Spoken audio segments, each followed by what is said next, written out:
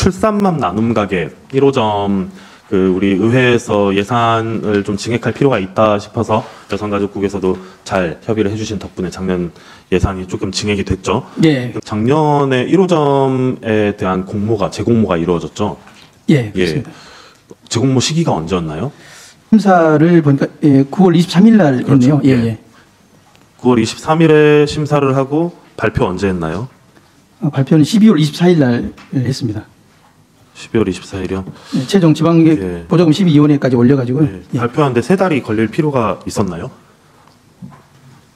이거를 보조금 심사위원회를 거쳐야 되기 때문에 그 기간이 아마 좀 걸린 것 같습니다. 보조금 심사위원회를 거치면 심사 결과, 그러니까 심사위원들께서 정량평가를 점수를 매기는 거잖아요. 그 보조금 심사위원회에 의해서 결과가 달라질 수 있나요? 그렇지는 않을 겁니다만은 이제 보통 자체 심사를 하고 자체 심사가 되면 순위를 발표를 합니다. 예. 그 다음 날. 그 다음 날 발표가 됐어요? 그 자체 심사 결과는 바로 나옵니다. 23일 날. 그렇지만은 그렇지만 그 결과를 말씀드리겠습니다. 발표 안 된 걸로 알고 있고 그 최초 발표도 3달 만에 된 걸로 알고 있습니다. 말씀드렸듯이 내부적으로는 선정심사위원회가 결정이 되면 그 결정된 내용을 가지고 제가 지방보조금심사위원회에 올려서 최종 보조금 사업자를 선정이 되면 이제 그때 공식적으로 발표를 하는 거거든요. 그러니까 순위 발표 같은 것들은 할 수가 있는 거잖아요. 그거에 의해서 그 보조금 심사위원회에 의해서 순위가 공모 신청하신 분들의 점수라던가 결정이 바뀔 건 아니잖아요. 예, 그럴 걸로 알고 있습니다. 일단은 그 보조금 심사위원회를 충분히 거칠 수 있는 그런 조건들을 갖춘 곳들이 당연히 공모를 하게끔 우리는 조건을 제시를 했을 것이고. 예. 발표가 3달 늦춰진 것에 대해서 좀 의구심을 안 가질까요? 이거는 시스템의 문제인 것 같습니다. 저희들이 이거를 딱 해서 발표를 바로 그 다음날 하게 돼 있다면 그리고 그 결정된 내용을 그냥 보조금심사위원회에서는 통과하는 의뢰라고 생각을 하면 문제가 쉬울 수 있는데 지금 절차는 자체 심사를 하고 내부적으로 심사 끝난 사항을 보조금심사위원회에 올려가지고 승인을 받고 최종 보조금 집행할 수가 있게 되기 때문에 지금 그런 제도는 저희가 바꿀 수가 없어서 이건 우리만 문제가 아니고 아마 시 전체적인 문제일 거로 생각됩니다. 그러면 일단 꼭 그래야만 했던 이유를 좀 본 의원이 이해하는 대로 다시 해석을 해보자면 꼭 즉시 순위 발표를 할 의무는 없었고 그런 조항은 없기 때문에 우리 시가 그렇게 할 필요까지는 없었고 그리고 보조금 심사위원회를 거쳐야 이걸 최종 공고를 할 수 있기 때문에 그 최종 확정이 나는 시점까지 기다렸다가 그때 발표를 할 수밖에 없었다. 그렇게 했었다라고 이해를 하면 되겠죠. 예, 그렇습니다. 신뢰를 얻는 방법은 참 다양할 것 같습니다.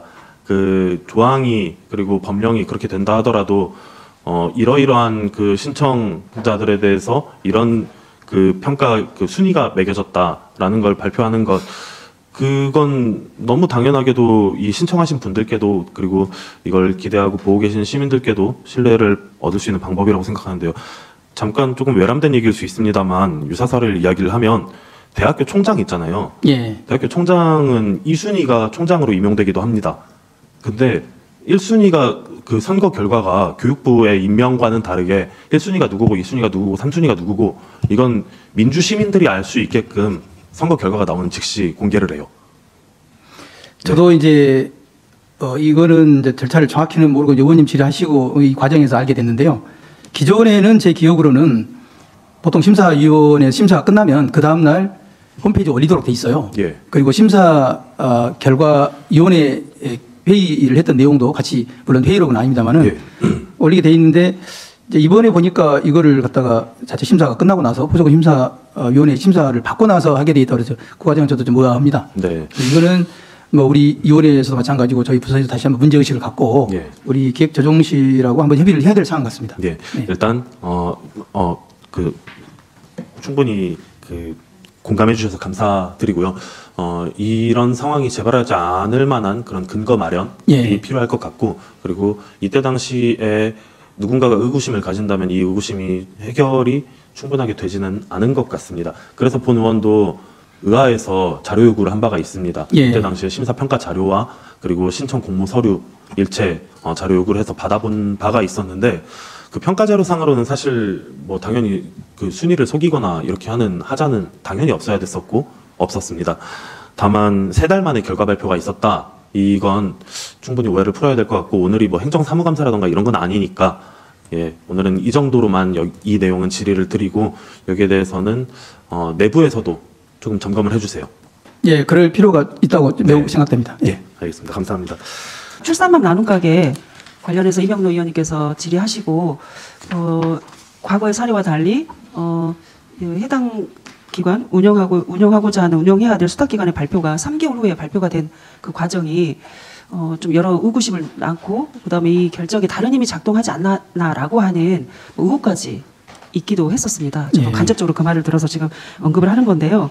그래서 이런 경우에는 경쟁을 통해서 위탁이나 운영기관 또 보조사업자를 정할 때는 이렇게 공고할 때 안내할 때 이 대상자를 어떻게 선정을 하고 그다음에 발표하는 시기 등을 사전에 분명하게 공고를 해서 기본적으로 운영 과정에 대한 결정 과정에 대한 신뢰 또 그런 부분에 대한 그 투명성 가능한 투명성을 확보해서 이런 운영 결정 과정이 좀 신뢰를 확보할 수 있도록 해주셔야 될 것 같습니다. 좀 이 부분은 개선해 주시기를 바라고요. 일단 그런 여러 의혹이 있는 것에 대해서 분명한 어떤 실체는 알 수가 없습니다만 어쨌든 여러 의심을 낳게 한 것은 분명했던 것 같습니다. 이런 부분 좀 개선해 주시기 바라고요. 그렇습니다. 위원장께서 말씀하신 대로 선후가 좀 바뀌어야 된다고 봅니다.